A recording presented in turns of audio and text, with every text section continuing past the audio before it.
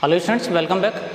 आज की वीडियो का जो टॉपिक है हमारे पास वो है सबसेट्स ऑफ अ सेट। अगर हमारे पास कोई सेट दे रखा है तो उसके सबसेट्स क्या होंगे, या सबसेट का सारा कॉन्सेप्ट है हम इस वीडियो में समझने वाले हैं। सबसे पहले इसकी डेफिनेशन देख लेते हैं। A set A is said to be a subset of set B. यानी हमारे पास जो सेट ए है वो सबसेट होगा सेट बी का। कंडीशंस क्या है? If every element of a, यानी ए जो सेट हमने लिया है उसका हर एक element is also an element of set B. यानी ए सेट का हर एक एलिमेंट सेट बी का भी एलिमेंट होना चाहिए। इसको एक एग्जांपल की हेल्प से समझ लेते हैं। Let set A equals to 1 2 3 4 5 and set B equals to 1 2 3 4 5 6 7 8 9 and 10। दोनों के दोनों फाइनाइट सेट्स हैं। इसमें 5 एलिमेंट्स हैं, इसमें 10 एलिमेंट्स हैं। हमें इन दोनों सेट्स को देखने से पता चलता है कि ए का हर एक एलिमेंट सेट बी में दे रखा है। तो यहाँ लिखेंगे every element of set A is also in set B. यानी ए सेट का हर एक एलिमेंट सेट बी में है, तो इस कंडीशन में जो ए सेट होगा वो बी सेट का सबसेट हो जाएगा। It implies A subset of B. यानी हमारे पास ये जो सिंबल दे रखा है वो सबसेट का सिंबल होता है। तो A is the subset of B. इस केस में जो बड़ा वाला सेट होता है वो छोटे वाले सेट का सुपर सेट कहलाता है। और सुपर सेट के लिए हम जो इस्तेमाल करते हैं b is the superset of a. इसको इस तरह से इम्प्लाइज किया जाता है, इस तरह से सिंबलाइज किया जाता है। तो b is the superset of a. यहाँ पर एक कंडीशन और आती है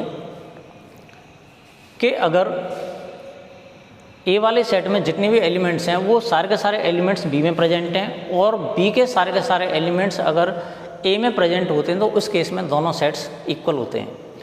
एग्जांपल ले लेते हैं इसका। अगर पी हमारे पास कोई सेट दे रखा है ए बी सी डी और क्यू हमारे पास कोई दूसरा सेट दे रखा है ए बी सी डी, इस तरह से, तो यहाँ पर हम देखते हैं कि पी वाले सेट के सारे एलिमेंट्स क्यू वाले सेट में दे रखे हैं और क्यू के सारे एलिमेंट्स पी वाले सेट में दे रखे हैं हियर। तो P is the subset of Q and Q is the subset of P. यानी P यहाँ पर Q का सबसेट होगा और इधर Q जो होगा वो P का सबसेट होगा। तो इस तरह के केस में P इक्वल्स टू Q, यानी जो दोनों सेट्स हैं वो आपस में इक्वल होंगे। यानी दोनों सेट्स एक दूसरे के सबसेट्स भी हैं और दोनों सेट्स एक दूसरे के सुपर सेट्स भी हैं। अब बात कर लेते हैं हम एम्प्टी सेट की।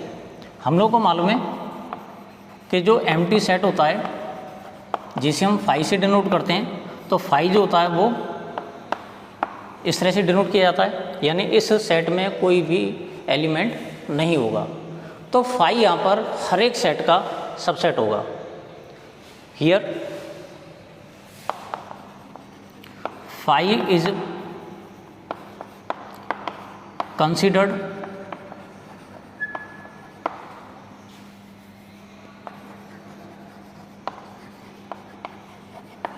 एज सबसेट ऑफ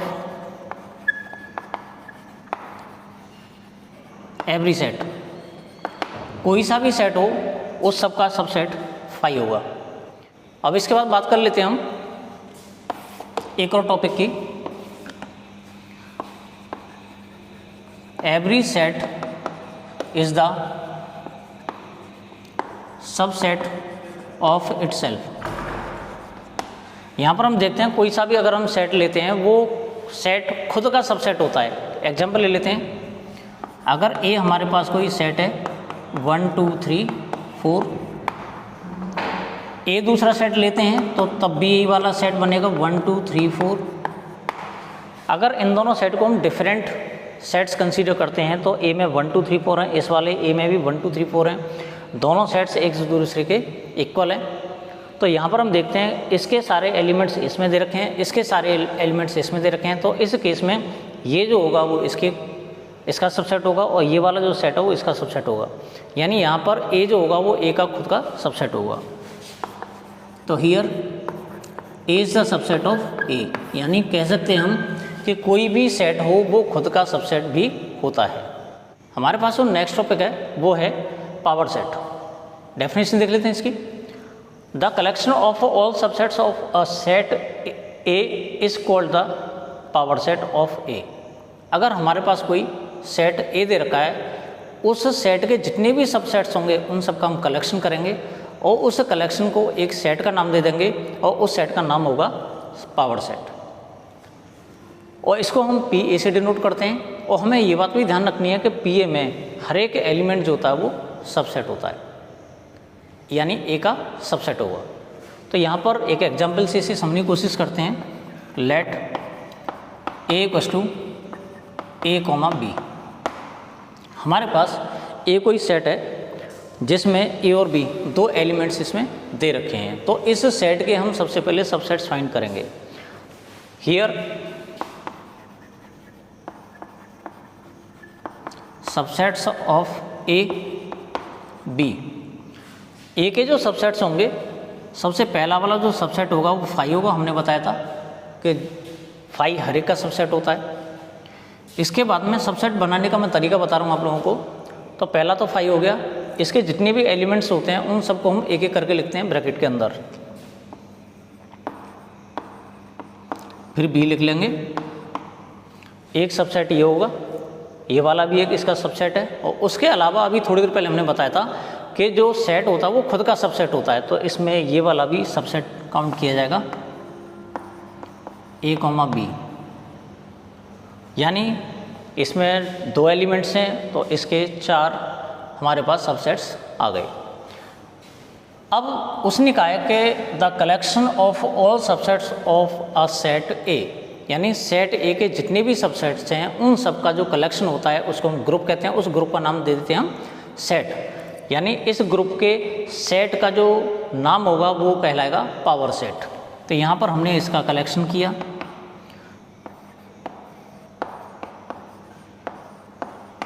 और ए कॉमा बी, ये इसका कलेक्शन हो गया। और कलेक्शन को हम कर लेते हैं एक करली ब्रैकेट में बंद, और इसका नाम हो जाएगा पी ए। इसको हम पावर सेट कहेंगे।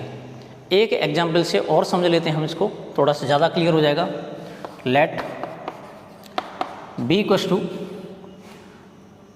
1 2 3। इस बार हमारे पास 3 एलिमेंट्स हैं इसमें बी सेट में। अब इसके हम सबसेट्स फाइंड करेंगे। तो पहला जो सबसेट होगा वो 5 हो जाएगा। फिर हम क्या करेंगे, इसमें 3 एलिमेंट्स हैं तो एक एक करके एलिमेंट्स को हम लिखेंगे। 1 ये भी सबसेट है, 2 ये भी सबसेट है, 3 ये भी सबसेट है। अब हम 2 2 करके लिखेंगे, यानी एक एक करके लगा लिया हमने। अब 2 2 करके करेंगे हम। तो 1 2, फिर 1 3 ये हो जाएगा, और उसके अलावा हो जाएगा 2 3। तो आप लोग कहेंगे सर 3 2 भी हो सकता है, 3 1 भी हो सकता है। तो हमने बताया था कि जब हम एलिमेंट्स को आगे पीछे लिख देते हैं तो सेट पर कोई फ़र्क नहीं पड़ता। यानी यहाँ पर जो हमारे पास 1 2 सेट है, इसका मतलब 2 1 भी है। ये जो 1 3 है इसका मतलब 3 1 भी है, और इसका मतलब 3 2 भी है। तो इसको हम रिपीट नहीं कर सकते। अब इसके बाद में 2 2 एलिमेंट्स के सबसेट हो गए। अब 3 3 एलिमेंट्स के सबसेट बनाएंगे। तो इसमें 3 एलिमेंट्स दे रखे हैं, तो क्योंकि बी का खुद का सबसेट है तो यहाँ पर हम लिख देंगे 1 2 3। ये इसके सारे के सारे सबसेट्स हो गए, 1 2 3 4 5 6 7 8। यानी इसमें 8 सबसेट्स हैं इसके। इनको एक करली ब्रैकेट में बंद कर देंगे। अब ये सेट बन गया। इस पूरे सेट को बोलेंगे हम पावर सेट ऑफ बी। मैं समझता हूँ अब ठीक ठाक तरीके से ये टॉपिक समझ में आ गया होगा। इसके बाद अगर किसी सेट में कुछ एलिमेंट्स दे रखे हैं, जैसे हम इस वाली बात करते हैं, अगर ए हमारे पास कोई सेट है ए कॉमा बी, अगर हम एन ए निकालेंगे तो एन ए का मतलब होता है number of elements in set ए। तो यहाँ पर नंबर ऑफ़ एलिमेंट्स है इसमें 2, तो एन ए हो जाएगा 2। अब बात करते हैं नंबर ऑफ़ सबसेट्स की। तो इसमें जो नंबर ऑफ़ सबसेट्स होंगे वो हो जाएगा 2 की पावर n। यहाँ पर ये जो n है वो रिप्रेजेंट कर रहा है नंबर ऑफ़ एलिमेंट्स को। तो यहाँ पर हम देखते हैं 2 की पावर 2 हो जाएगा और ये हो जाएगा 4। तो यहाँ पर नंबर ऑफ़ सबसेट्स देखते हैं, यहाँ 4 आ रहा है, इसमें 2 एलिमेंट्स थे, तो इस वाले सेट के हम सबसेट्स देखते हैं तो 1 2 3 4, तो यहाँ पर 4 सबसेट्स आ रहे हैं। तो नंबर ऑफ़ सबसेट्स जब हम फाइंड करते हैं तो 2 की पावर n ये वाला फॉर्मूला लगा लेते हैं, ये हो जाएगा। अगर हम बात करते हैं बी वाले सेट के लिए, तो यहाँ पर हम देखते हैं कि एन बी की जो वैल्यू थी 1 2 3, इसमें 3 एलिमेंट्स हैं। अब नंबर ऑफ़ सबसेट्स फाइंड करेंगे हम, ये हो जाएगा 2 की पावर n, कहने का मतलब 2 की पावर 3, और इसको लिख सकते हैं हम 8। यानी बी के जो सबसेट्स होंगे वो 8 होंगे। काउंट करते हैं ज़रा, 1 2 3 4 5 6 7 8, यानी इसमें 8 सबसेट्स आ रहे हैं। तो मैं समझता हूँ ये टॉपिक भी समझ आ गया होगा कि अगर हमारे पास कोई सेट दे रखा है तो उसके एलिमेंट्स को हम काउंट कर लेते हैं, और उस सेट के हम नंबर ऑफ़ सबसेट्स फाइंड करना चाहें तो उसके लिए हम फॉर्मूला अप्लाई करते हैं 2 की पावर n, जहाँ पर n जो होगा वो नंबर ऑफ़ एलिमेंट्स होगा इन सेट ए बी सी जो भी दे रखा हुआ वो। तो हम कह सकते हैं कि नंबर ऑफ़ सबसेट्स फाइंड करने के लिए हम ये फॉर्मूला इस्तेमाल कर सकते हैं। अब जो हमारे पास जो टॉपिक है नया वो है इंटरवल्स। इंटरवल्स एक ऐसा टॉपिक है जो बहुत सारे चैप्टर्स को सॉल्व करने में मदद करेगा।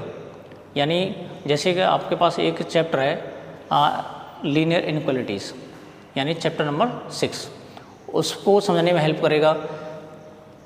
अगर किसी चैप्टर में डोमेन दे रखा है या रेंज दे रखी है, उनको समझने में हेल्प करेगा। यानी कई सारे चैप्टर्स ऐसे आएंगे जिनमें आप लोगों को इसकी हेल्प लेनी पड़ेगी। तो इस टॉपिक को आप लोग ध्यान से समझना। तो यहाँ पर हमने 2 नंबर्स कंसीडर किए हैं, दोनों रियल नंबर्स हैं। कंडीशन ये है कि a is smaller than b, यानी a जो होगा वो b से स्मॉलर है। अब यहाँ पर हमने इस इंटरवल को 4 पार्ट्स में डिवाइड कर रखा है। पहला ओपन इंटरवल है, दूसरा क्लोज्ड इंटरवल है, तीसरा वाला सेमी ओपन है और चौथा वाला सेमी क्लोज्ड है। यहाँ पर हम दोनों को डिटेल में बताएंगे। पहले इसको देख लेते हैं ओपन इंटरवल को।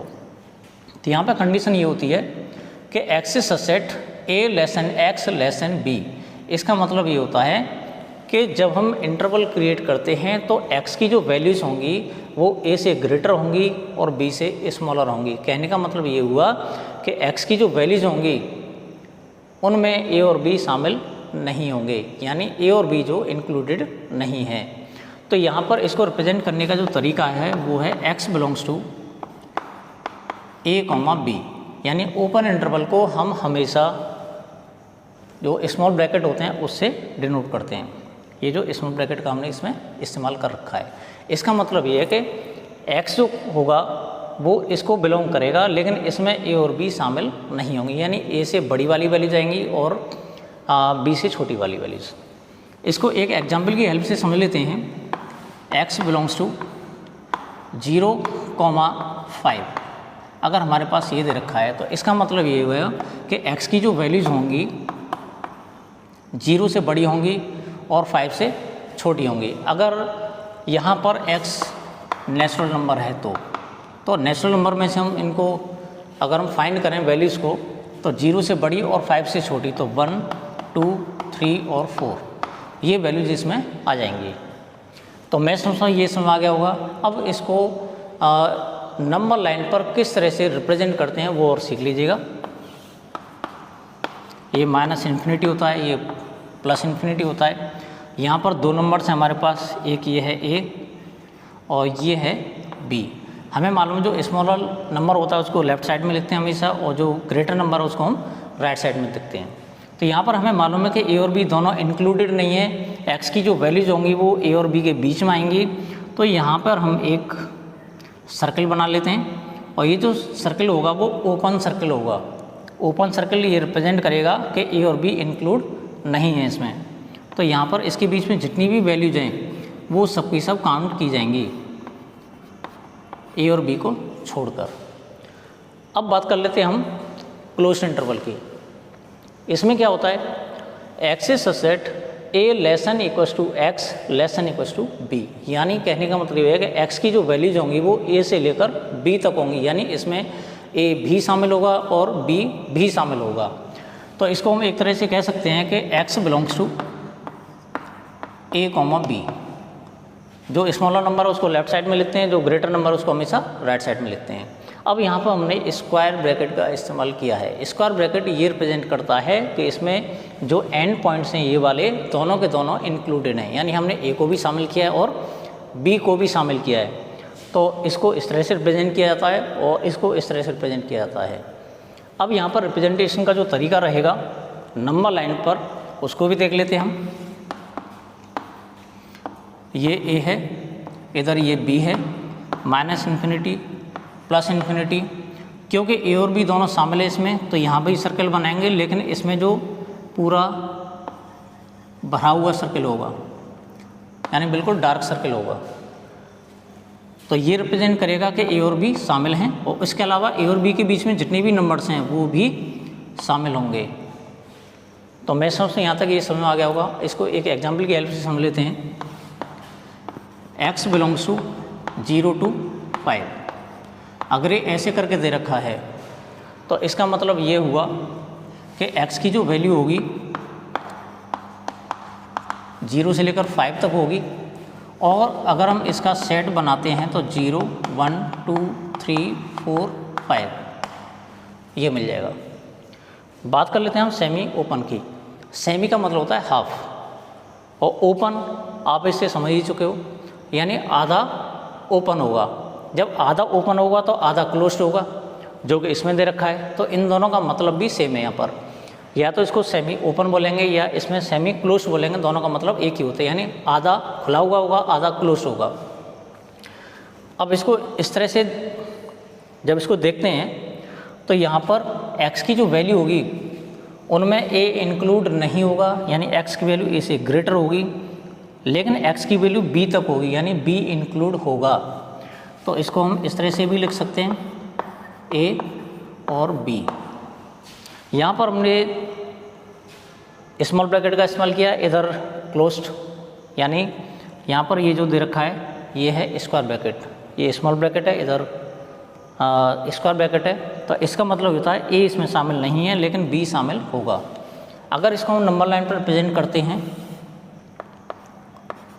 a माइनस इन्फिनिटी, ये प्लस इन्फिनिटी, अगर ये हमारे पास a है और ये b है तो हमें मालूम है a शामिल नहीं है, तो यहाँ पे ओपन सर्कल बनाएंगे और यहाँ पे जो होगा वो क्लोज्ड सर्कल होगा, यानी इसको हम डार्क कर देंगे, और इनके बीच में जितनी भी वैल्यूज आएंगी वो इसमें इस तरह से शामिल हो जाएंगी। तो मैं समझता हूँ ये भी समझ आ गया होगा। और इसको अगर हमें एग्जाम्पल की हेल्प से समझना है तो इसको ऐसे लिख सकते हैं, x बिलोंग्स टू 0,5, ऐसे करके हो गया ये, यानी 0 नहीं होगा और 5 तक होगा। तो यहाँ पर अगर हम इसका सेट बनाते हैं तो ये बनेगा हमारे पास, ये 0 से ग्रेटर लेंगे नंबर तो 1 2 3 4 और 5, यानी इसमें 0 शामिल नहीं होगा। यहाँ पर जो हम x ले रहे हैं वो नेचुरल नंबर्स हैं, हमने पहले क्लियर कर दिया यहाँ पर x belongs to natural number. अब बात करते हैं सेमी क्लोज्ड की। तो सेमी क्लोज्ड में आप लोगों ने देखा कि x is set a less than equal to x less than b, यानी इसमें x की वैल्यूज जो होंगी उनमें a शामिल होगा लेकिन b शामिल नहीं होगा। अगर इसको इस तरह से रिप्रेजेंट करते हैं तो a शामिल है तो यहाँ क्लोज्ड आएगा, और इधर b शामिल नहीं है तो इस वजह से यहाँ पर ओपन आएगा, यानी हम स्मॉल ब्रैकेट का इस्तेमाल करेंगे। अगर इसको नंबर लाइन पर रिप्रेजेंट करना है हमें तो यहाँ पर ये a है, यहाँ पर ये b है, ये पॉजिटिव इन्फिनिटी, ये नेगेटिव इन्फिनिटी, a शामिल है, इस वजह से हम यहाँ पे जो सर्कल बनाएंगे वो क्लोज्ड सर्कल होगा, ये ओपन सर्कल होगा, और इसके बीच में जितनी भी वैल्यूज हैं वो इंक्लूड की जाएंगी इसमें। इसको भी एक एग्जांपल की हेल्प से सुन लेते हैं। अगर x बिलोंग्स टू 0,5 इस तरह से दे रखा है तो इसमें 0 शामिल होगा 5 शामिल नहीं होगा, तो इसको लिख सकते हैं हम 0 less than equals to x less than 5। और अगर हम इसका सेट बनाते हैं तो 0 से स्टार्ट होगा, 0 1 2 3 और 4, इसमें 5 इंक्लूड नहीं किया जाएगा। तो मैं समझता हूँ जो इंटरवल्स का जो कॉन्सेप्ट है वो अच्छी तरीके से समझ में आ गया होगा। मिलते हैं अगली वीडियो में इस टॉपिक से रिलेटेड एक्सरसाइज के साथ, जो कि है एक्सरसाइज 1.3।